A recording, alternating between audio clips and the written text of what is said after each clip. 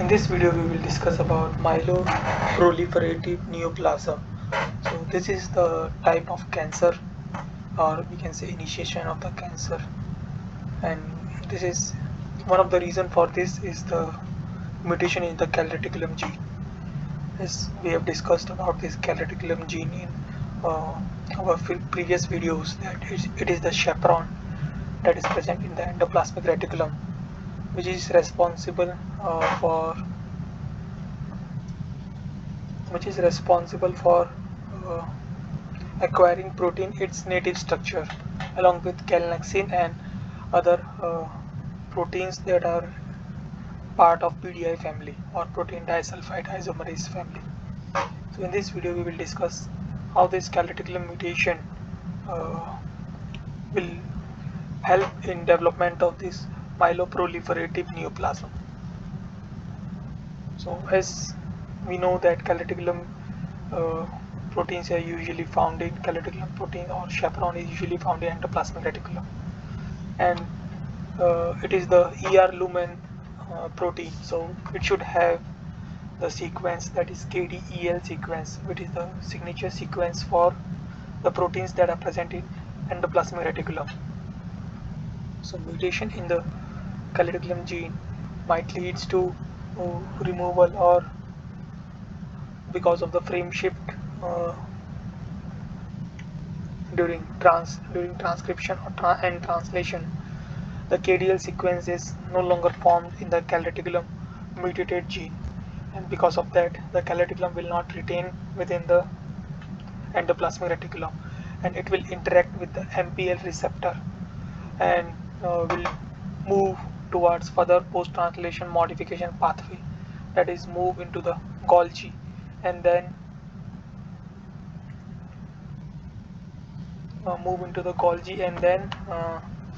through this trans-Golgi network it will then move into the cell surface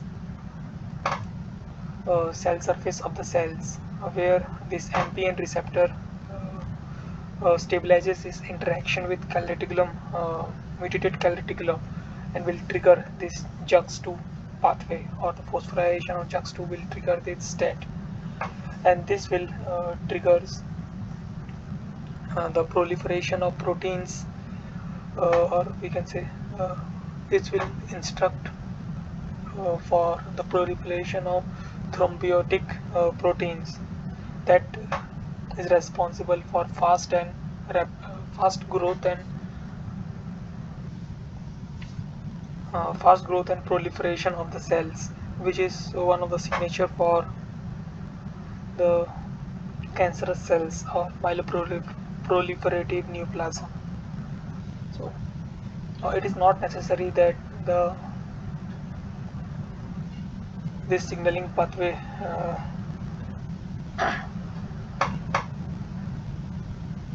will activated by only calreticulin gene. However, this is one of the possibilities. So what are the target strategies that uh, people are targeting? What are the target strategies that people are working on to inhibit this process, or uh, inhibit the proliferation of this thrombotic protein? So one of the target is that the peptide binding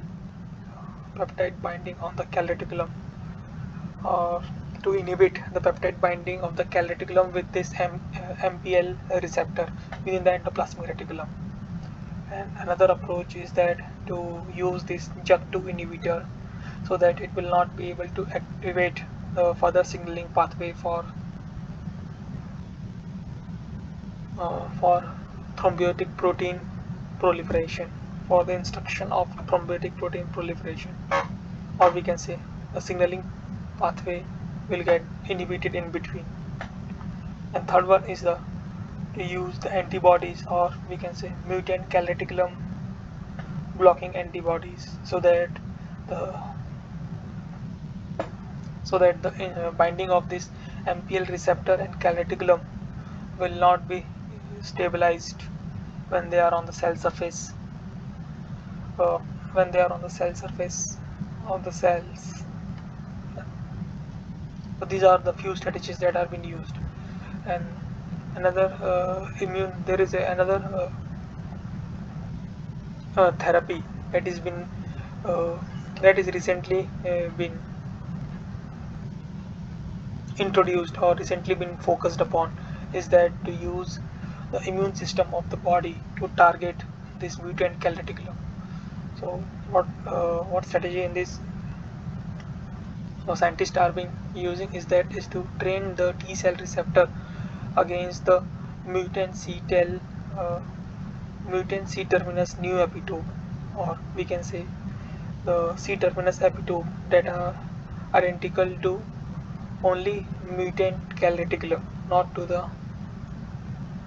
wild type calreticulum. So in this case, T cell receptor will be engineered against to target against the mutant C terminus new epitope.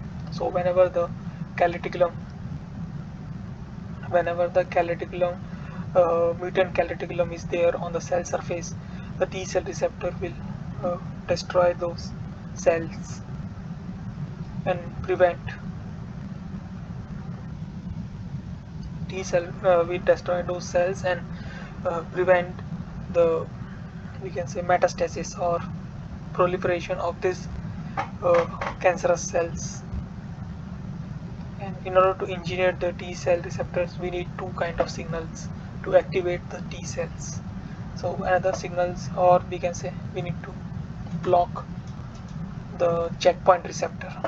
So in this case, anti-PDI will be used so that this PDI uh, will not interact with the cells. Otherwise, it will act as a checkpoint blocker, and it will prevent the T cell receptors to work against uh, the cells whose cell surface has this mutant calreticulum binds with the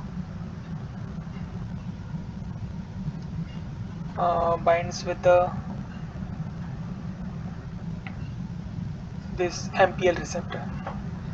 And in this figure, the interaction is shown between T cell receptor and this APC or antigen presenting cells.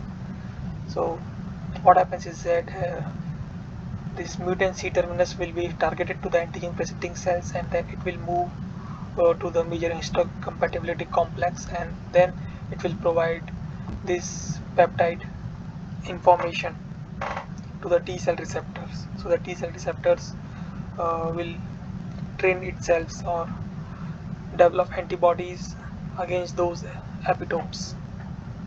So all these therapies are under uh, study, and these are some of the basic idea behind those therapies and this myeloproliferative neoplasm. If you need to understand these things, there are this disease that is myeloproliferative neoplasm in detail, and the impact of calreticulum mutation, you can on this myeloproliferative neoplasm, then you can go through the reference that has been provided in the description. That's all for this video. Thank you for your time.